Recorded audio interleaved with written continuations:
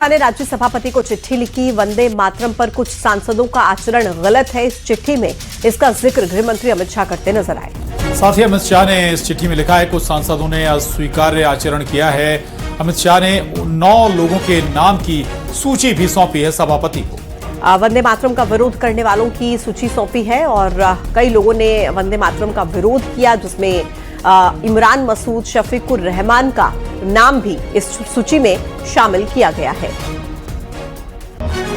तो एक बार फिर बता दें आपको, सभापति के लिए एक सूची सौंपी है गृह मंत्री अमित शाह ने।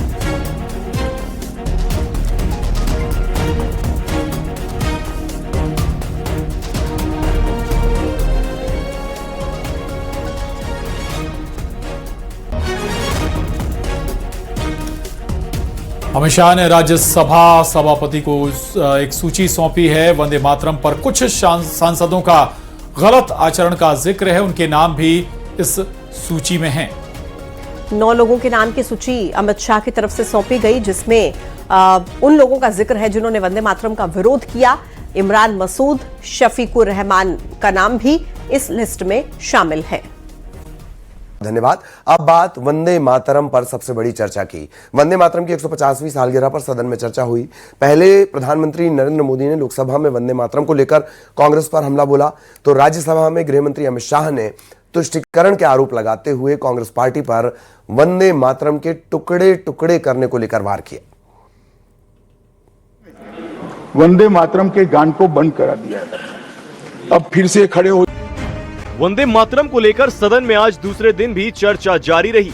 जहां कल लोकसभा में प्रधानमंत्री नरेंद्र मोदी ने चर्चा की शुरुआत की थी, तो आज राज्यसभा में गृह मंत्री अमित शाह ने वंदे मातरम पर चर्चा का आगाज किया। हम सब सौभाग्यशाली हैं कि हम एक ऐतिहासिक पल के साक्षी भी बन रहे हैं और इसमें हिस्सा भी ले रहे हैं। ये महान सदन में जब वंदे मातरम की चर्चा हो रही है, तब कल कुछ सदन सदस्यों ने लोकसभा में प्रश्न उठाया था कि आज वंदे मातरम पर चर्चा की जरूरत क्या है। महोदय, वंदे मातरम पर चर्चा की जरूरत, वंदे मातरम के प्रति समर्पण की जरूरत वंदे मातरम बना तब भी थी, आजादी के आंदोलन के वक्त भी थी, आज भी है, और जब 2047 में महान भारत की रचना होगी तब भी रहे। केंद्रीय गृह मंत्री अमित शाह के अनुसार वंदे मातरम की पृष्ठभूमि में सदियों तक इस्लामिक आक्रमण झेलकर इस देश की संस्कृति को क्षीण करने और अंग्रेजों द्वारा एक नई सभ्यता और संस्कृति थोपने का प्रयास का प्रतीकार था, जिसके बाद बंकिम बाबू ने इसकी रचना की। वंदे मातरम की रचना की पृष्ठभूमि हम सब ने जरूर याद करनी चाहिए।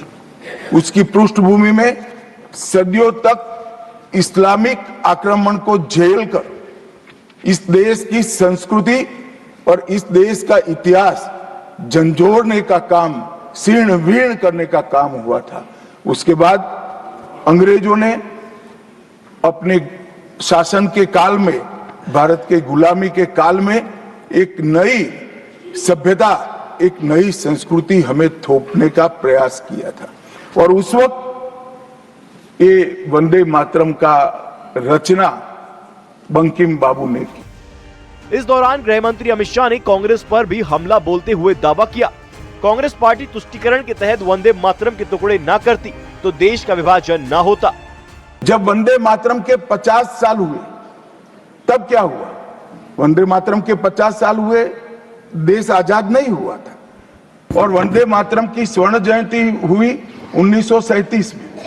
तब जवाहरलाल नेहरू जी ने वंदे मातरम के 2 टुकड़े कर उसको 2 अंतरों तक सीमित करने का काम। मान्यवर, 50वें पड़ाव पर वंदे मातरम को सीमित कर दिया गया। वहीं से तुष्टीकरण की शुरुआत हुई और वो तुष्टीकरण जाकर देश के विभाजन में वंदे मातरम का विरोध आज भी जवाहरलाल नेहरू से लेकर आज के कांग्रेस के नेतृत्व तक कांग्रेस के खून के। लोकसभा में प्रियंका गांधी ने जो सवाल उठाए थे उसका जवाब देते हुए गृह मंत्री अमित शाह ने बिना नाम लिए उन सवालों पर पलटवार भी किया। कांग्रेस पार्टी की एक प्रमुख नेत्री ने कहा है कि वंदे मातरम की आज चर्चा की कोई जरूरत नहीं है। मुझे मालूम नहीं पड़ता कि वंदे मातरम से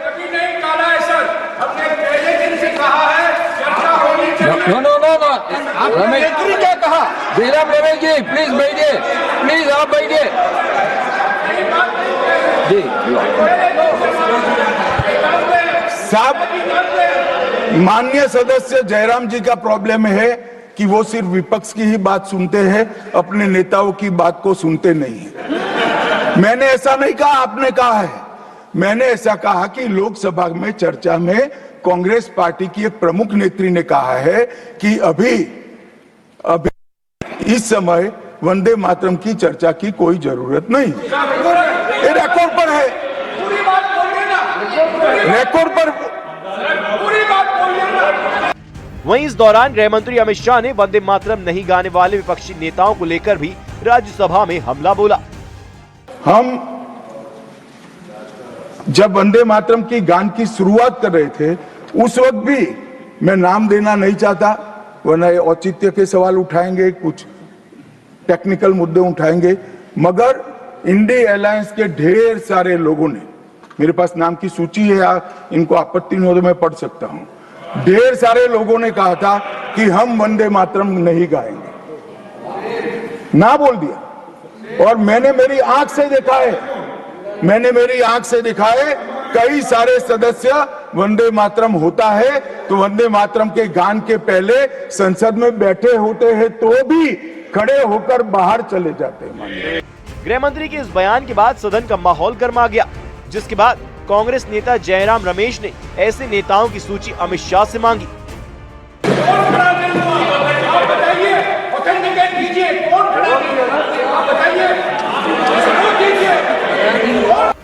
वहीं राज्यसभा में अपने बयान के बाद गृह मंत्री अमित शाह ने विपक्ष के उन नेताओं की सूची सभापति को दी है जिन्होंने या तो वंदे मातरम का कभी अपमान किया या फिर वंदे मातरम के विरोध में बात की।